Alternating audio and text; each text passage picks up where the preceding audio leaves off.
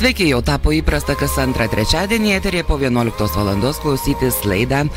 Aš kolegijoje Marijampolės kolegija miestui. Šiandien laidoje apibendrinsim besibaigiančius metus ir pakalbėsime apie sekančių 2015 metų studijų metus. Laidoje dalyvauja Marijampolės kolegijos direktorius, docentas daktaras Vaidotas Viliūnas ir direktoriaus pavaduotoja akademiniai veiklai Irena Sviliuvienė. Labadiena. Labadiena. Metų sandūra dažnam geriausias metas pasidžiaugti pasiekimais ir kritiškai pažiūrėti į nesėkmes mokymų įstaigose, tai tik įpusėjęs periodas. Mus pasiekė gandas, kad šiuos įpusėjusius metus palydėjote taip jau iškiliai. Butlerių dvare pirmadienį vyko pokylis. Kasgi ten vyko? Iš tiesų, ko gero dabar mūsuose jau tarpsta tokios optimistinės, pozityvios nuotaikos, nes bent aš manau, kad mes tikrai turim kuo pasidžiaugti.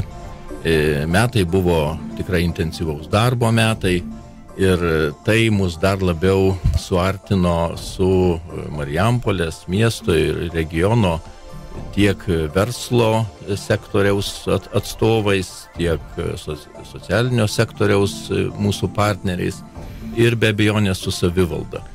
Tai tiesiog labai natūraliai įsirutuliojo mintis, kad mes turime susitikti su savo bičiuliais, draugais ir bendražygiais ir kažkaip tai paminėti. Ir galų gale tai buvo sugalvota tokia labai graži idėja, kad visgi mes turime išnaudoti tą savo unikalią vietą. Mesgi esame Kvietiškyje. Ir čia yra mūsų miesto ištakos vienaip ar kitaip. Tai kažkodėl tai ta idėja nerasdavo vietos anksčiau, bet mes tai priėmėm kaip didžiulę tokią unikalią vertybę ir matyt, kad ta kryptimi mes užsimoję daryti daug darbų. O šis pirmadienio vakaras iš tiesų buvo net ir man labai didelis toks nustebimas, kaip mano kolegos tiek dalykų prisirengė ir taip gražiai priėmė ir mus pačius, ir mūsų svečius, kad visi tiesiog aiktelėjo ir su puikiausia nuotaika vėliau skirstėsi į namus. Tai galbūt tai taps gražia tradicija? Manyčiau, kad ne tik tradicija. Mes galvojam, kad aplamai mes turėtumėm ko gero daug rimčiau pasižiūrėti į mūsų miesto istoriją. Ir ta tema, mes patys ieškojome informacijos apie Marijampolės ištakas.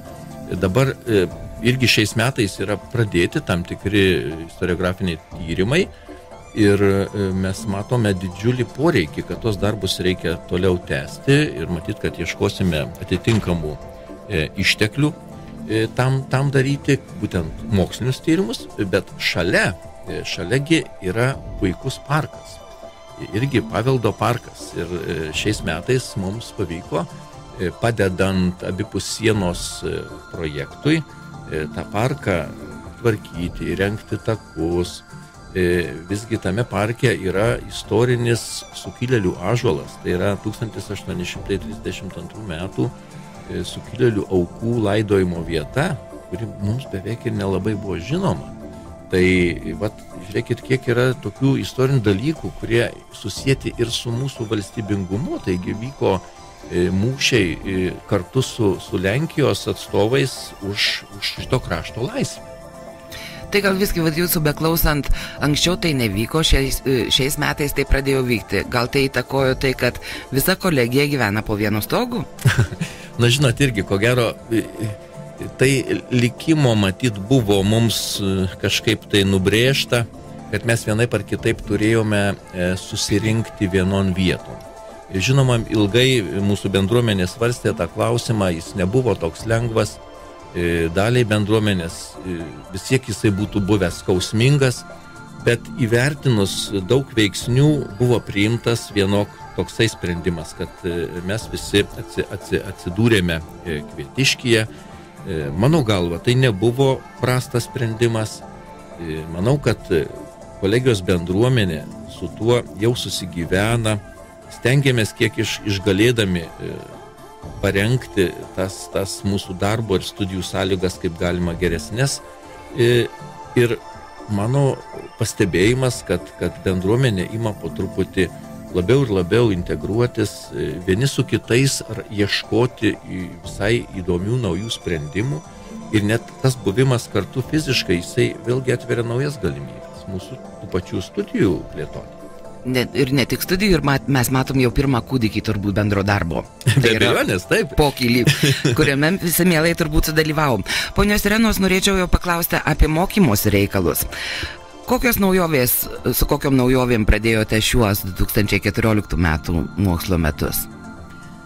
Studentams studijų metai prasideda rugsėjo 1, o kolegija pati laukdama tų naujų studentų pradeda darbus jau pusmetį gerą prieš rugsėjo 1. Štai ir šiuo metu kaip tik jau yra prasidėję pristatymo naujų ateinančių mokslo metų pristatymo renginiai būsimiesiems studentams. Vakar kolegijos atstovai dalyvavo Sūduvos gimnazijoje karjeros dienoje, kur mes pateikėme naująjį studijų programų paketą, 2015-16 mokslo metų studijų programų paketą, kviesdami abiturientus įsijungti į studentų gretas. Taigi, lyginant, sakykime, ateinančius metus, ko mes iš jų tikimės ir tai, ką mes pradėjome 14 šiais metais, yra įvairių pokyčių ir studijų programų sąraše, ir pačių organizavimo aplinkybių įvairių naujų atsiranda. Studijų programų sąrašas truputėlį kasmet yra atnaujinamas, tačiau mes turime visada tą patį bazinį paketą, kurį studentai mielai renkasi ir kurias studijų programas baigia, jie randa darbo. Tai yra labai populiarios programos socialinis darbas, regionui ypač aktuali programa yra automobilių ir traktorių techninis eksploatavimas. Šiemet ateinančiais, tai yra mokslo metais, ruošiamės pasiūlyti stojantiesiems dar naują šios ryties programą, tai yra sausumos transporto logistika. Tai yra susijęs su tuo, kad regione ypač aktyvėja transporto naujos linijos ir laisvoji ekonominė zona kuriasi. Nauja bus tai, kad mes prie tos naujos programos siūlysime gretutinę kryptį, vadybos kryptį, taip pat planuojame pasiūlyti gretutinę studijų kryptį ir kitoms programoms kaip vadyba, nes pastebėjome, kad darbdaviai jie atkreipia mūsų dėmesį, kad jiems vis dažniau reikia specialistų, kurie turėtų universalesnius gebėjimus, nebūtų vien siauros specializacijos, kaip pavyzdžiui, koks vadybininkas ar administratorius, dažnai jis smulkioj įmonėje atlieka ir apskaitos darbus, ir personalo klausimų tvarkymo darbus. Žodžiu, mes turėtumėm pasiūlyti įvairiausių tokių dalykų. Na, šiemet mes esame paruošę vėlgi kitokį pasiūlymą, turint galvoje, kad žmonės dabar yra labai judrus, labai dažnai tenka keisti darbo vietas, profesijas, vykti į užsienį ir atgal.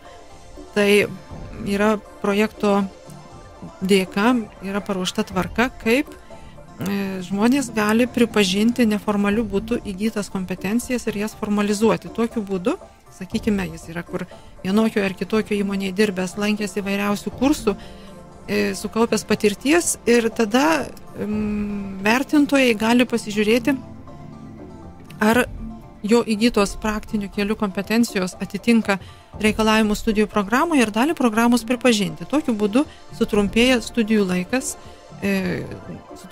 sumažėja šiek tiek ir išlaidos, nebereikia važinėti studijas, tai yra pasiūlyta jau ir dalis studentų mūsų, kurie ištęstinėse studijose tuo mielai naudojasi.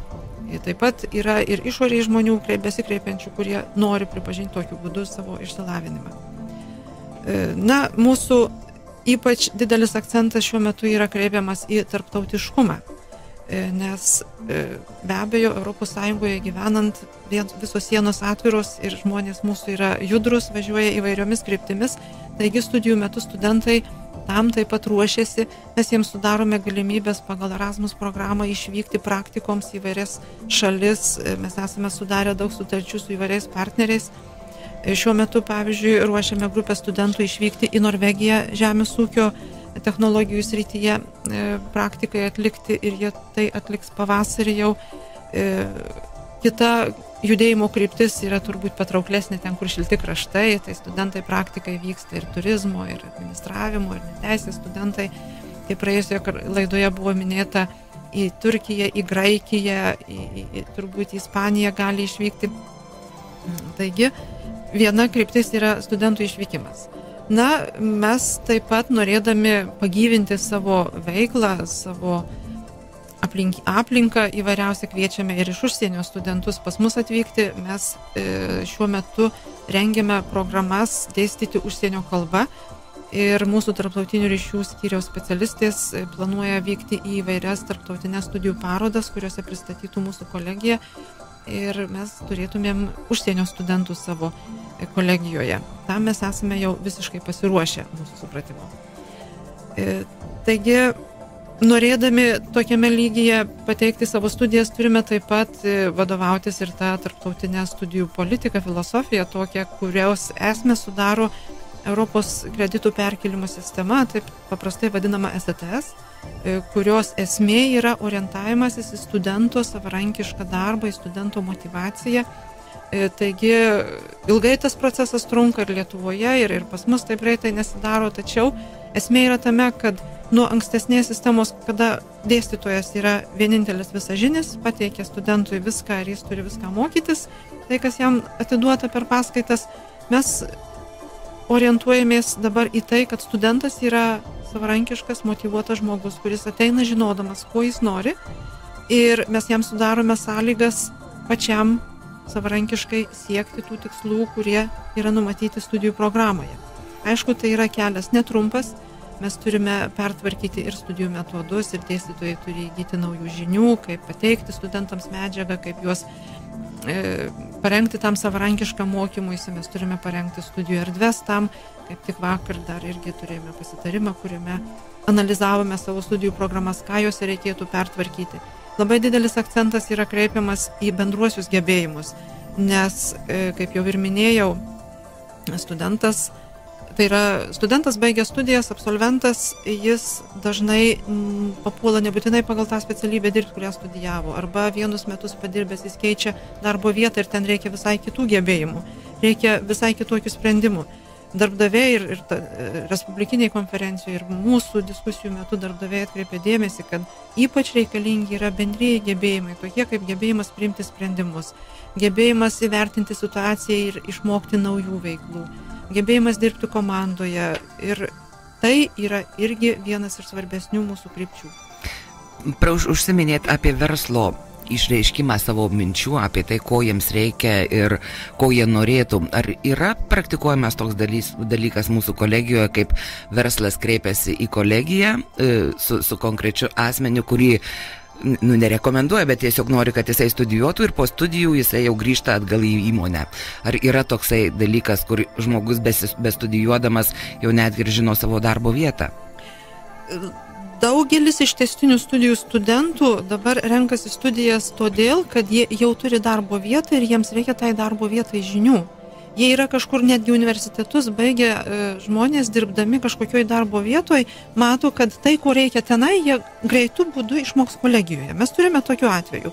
Mes esame turėję atvejų, kada darbdaviai moka stipendijas. Ne taip daug, bet tiesiog siunčia su darbdavio stipendija, kad galėtų mokėtis už studijas ir įgyti kompetencijų, kurias esamoje darbo vietoje panaudos. Taip tai vyksta. Ir turbūt su kiekvienais metais galbūt ir daugiau. Ir ateityje, sakykime, galbūt net ir taip ir būtų normalu, kad žmonės ateina studijuoti, žinodami, kur eis toliau. Tam tikslui yra ir Lietuvoje tokia nustatyta tikslinio finansavimo tvarka, kada darbdaviai, jeigu jie žino, kad jiems reikia tokių darbuotojų, kartu su mokykla sudarę sutartį, gali skirti pinigus ir į tas tikslinės vietas stojimo metu abiturientai ar jau vyresni žmonės gali pretenduoti. Ir tai jau turbūt 3 metai yra praktikuojama. Kolegija kol kas tuo nespėjo pasinaudoti, tačiau mes tikime šiemet tai ypač suaktyvinti, galbūt atkreipti dėmesį darbdavių, galbūt jie irgi norės to pasinaudoti, tada sutaupomos darbdavių lėšos. Be kalbų. Direktorės, norėčiau paklausti tiesiog galbūt apie kolegijos evoliuciją.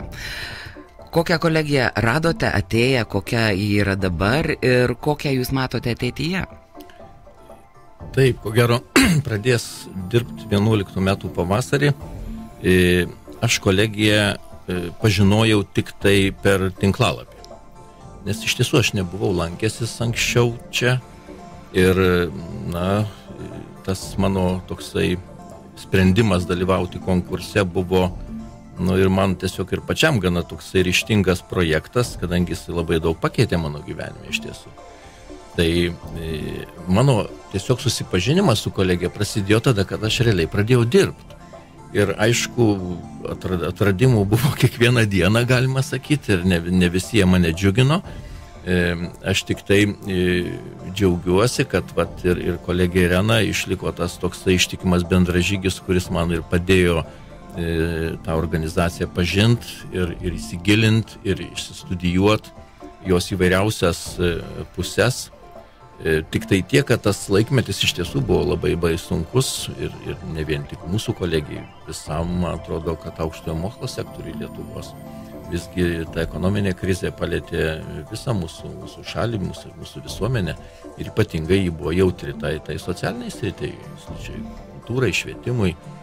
Tai buvo sunkus metai, negaliu kitaip pasakyti, bet jie kartu tiesiog irgi leido labai intensyviai studijuoti, kas vyksta, kokios yra tendencijos, kokie galimi ištekliai, kaip ypatingai reikia atkreipti pačios kolegijos bendruomenės dėmesį į išorinių išteklių paiešką, į ryšį su darbo rinka.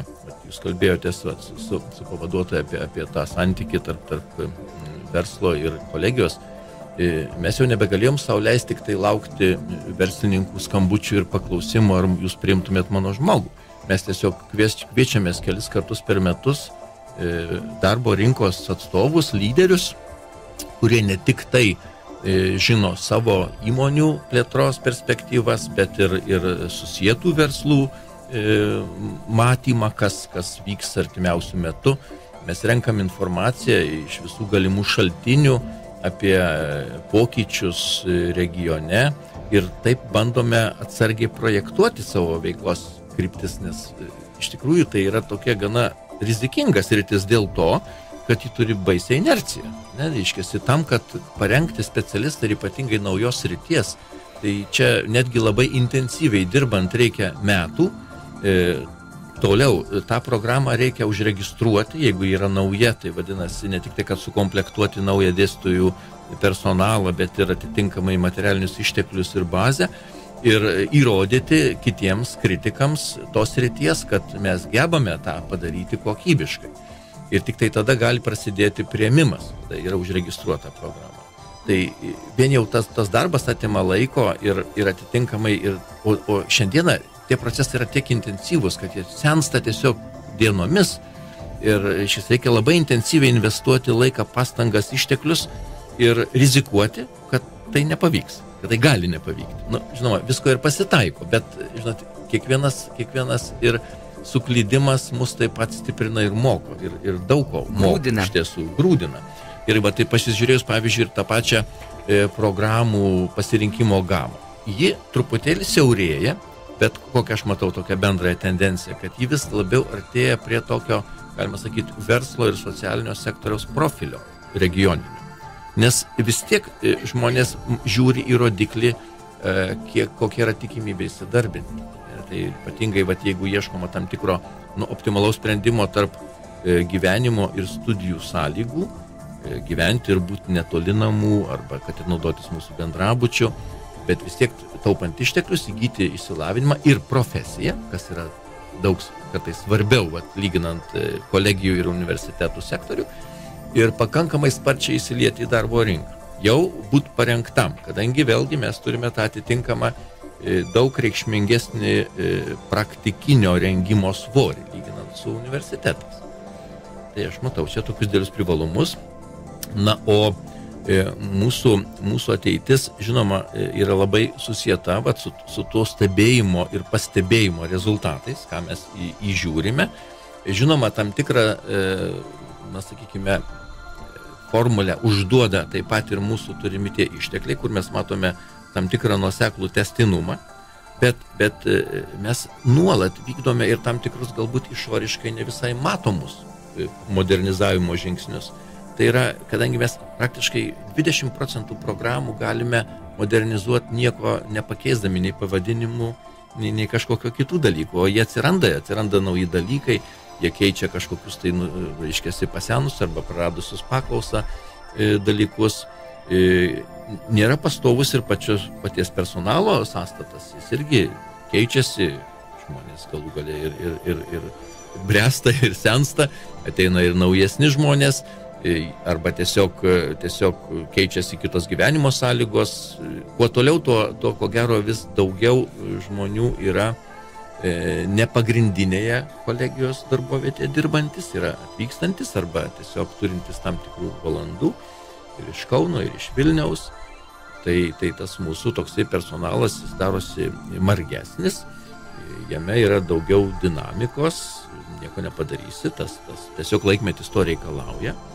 Na, o tokie artimiausi galimi pokyčiai, tai žinot, jie gali būti sukeliami išorinių šaltinių. Tai visų pirma, tai kad vyksta intensyvios diskusijos dėl naujo mokslo ir studijų įstatymo priėmimo, bet tas intensyvus procesas vyksta jau 2 metai, bet mes vis dar nematom finišo.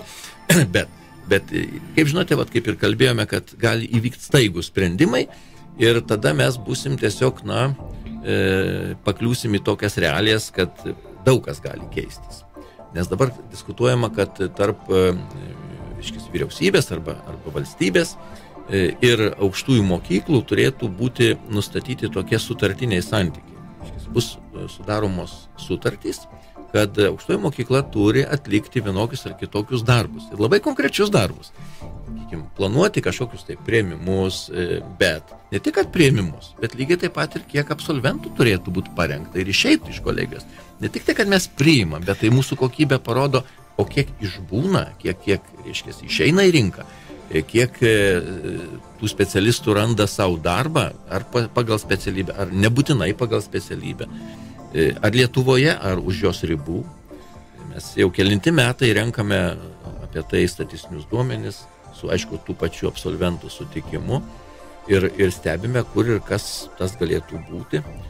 Žinoma, mes tą sąryšį su savo absolventais dar stipriname ir dėl to, kad mes turėtumėm labai tokį galbūt dinamišką grįžtamąjį ryšį, nes jie atėję į darbo rinką labai greit pajunta, kur buvo vertingos pastangos ir kur galbūt abejotinos. Ir kuo tas sąryšis bus mūsų toksai geresnis, šiltesnis, nuoširdesnis, tuo mes greičiau galėsime irgi tobulėti. Tai yra labai svarbus klausimas.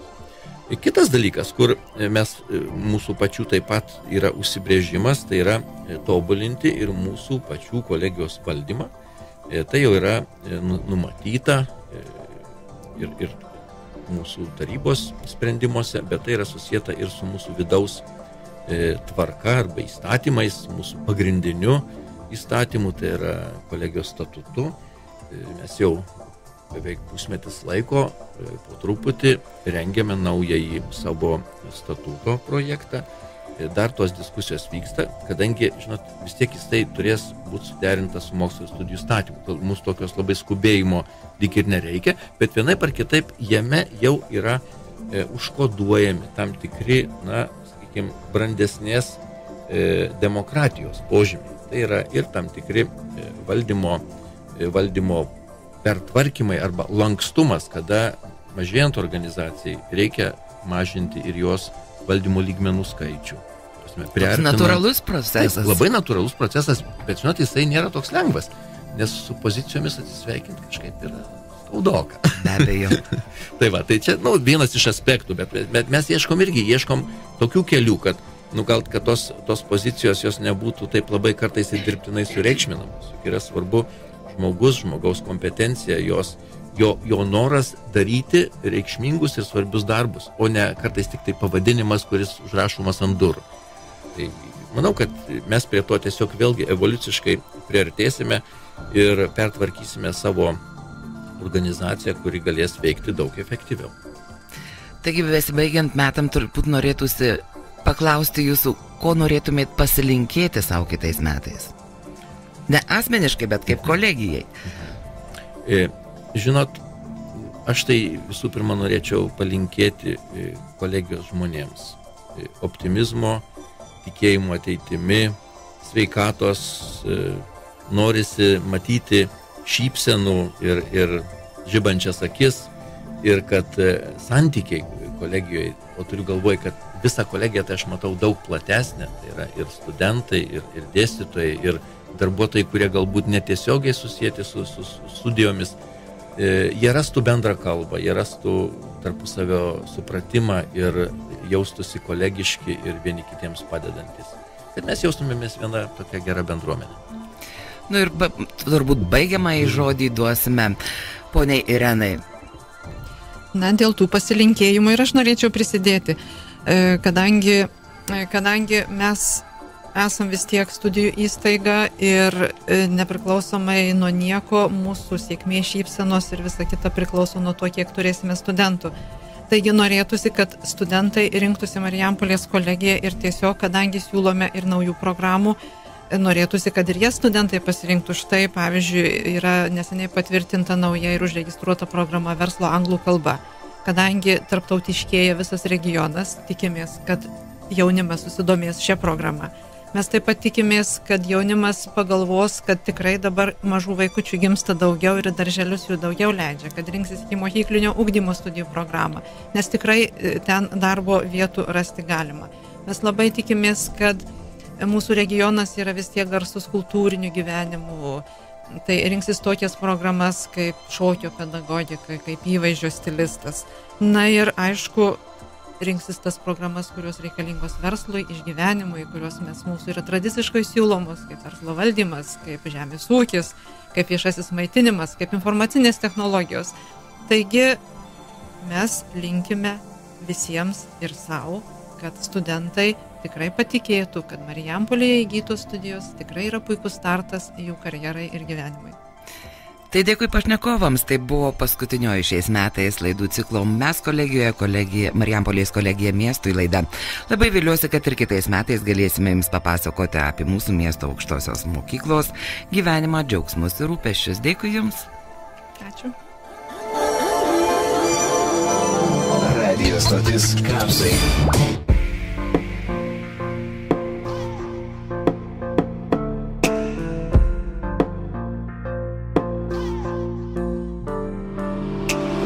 I can't sing but wrote you a song, yeah. Wrong notes but the melody's so clear. When I'm lost I'm still close to gold, 'cause I found my treasure in you, and that's priceless, minute. And let me count my blessings. One life, 2 children, free time for dreaming, 5 senses, 6 words. I found my treasure in you.